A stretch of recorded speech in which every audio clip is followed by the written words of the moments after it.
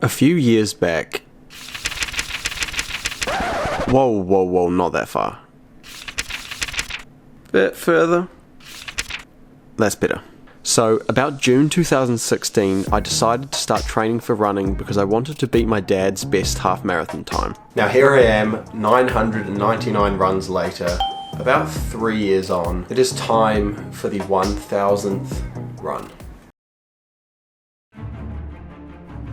Years of training. Countless hours. It all comes down to this. Almost ran into a pigeon, literally like straight into a pigeon. Luckily I dove out the way at the last second. And that was the last eventful thing that happened on that run. Okay, so turns out that was not my 1000th run. So it looks like I haven't synced my watch for my last 4 runs. So that means that it thought that I'd done 999, but I'd actually done 1003. So that eventful run almost ran into a pigeon. My 1003rd.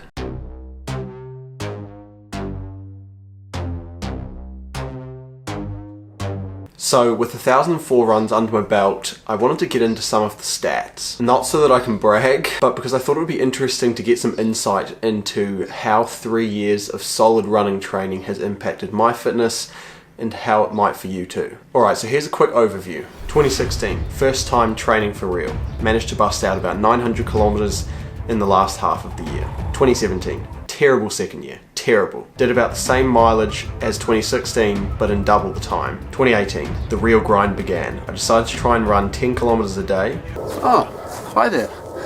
Last year, I ran 10k a day, every single day. This year, I'm sitting on about 2,500 Ks.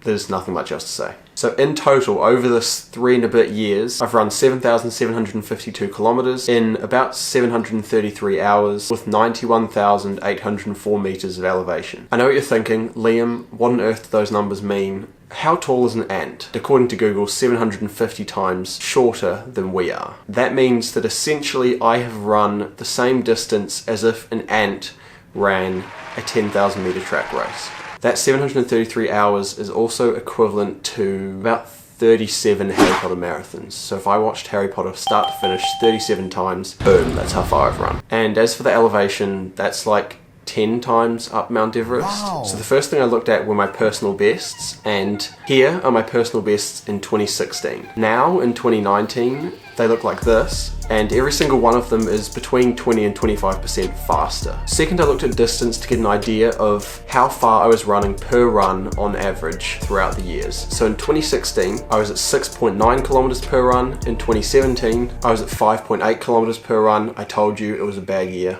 2018, we picked it back up with 7.9 kilometers per run, and then this year I'm sitting at about 9 kilometers per run. The next thing which became apparent after looking back on those 1000 runs is that consistency is key. Each one of those vertical lines represents a run, so those big gaps, sort of in the first 2 years, those are times where I wasn't running, and you can see that it's very inconsistent, and so I didn't end up getting a high output of kilometers. Whereas in the last 2 years, you can see that it's got a lot steeper, so I've managed to get my Ks up a lot more, and it's been a lot more consistent, so consistency is definitely key. The final thing I wanted to touch on is that if, like me, you are wanting to pick up your training for some event, some half marathon, full marathon, whatever it might be, you need to remember that race day is absolutely nothing and everything like your training. Now let me explain. 2016 was my first half marathon, so I had great preparation, I got an early night, I ate good foods, and I broke pretty much all of my PBs in that one race. 2017, I thought it was sweet. I'd done one before, I'd done well in it, I was pretty laid back, I was pretty relaxed. Literally one of the worst races of my entire life. I was 6 minutes slower than the previous year, so after a year of training, I had lost 6 minutes.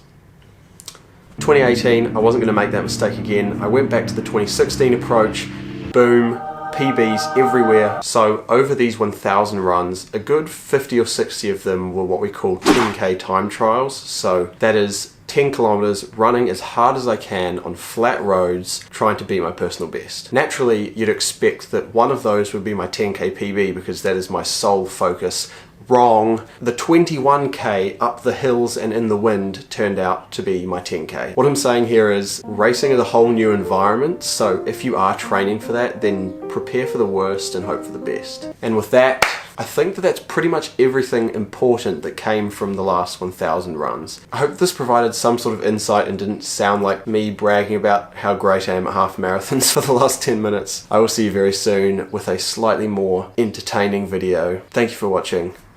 Bye bye.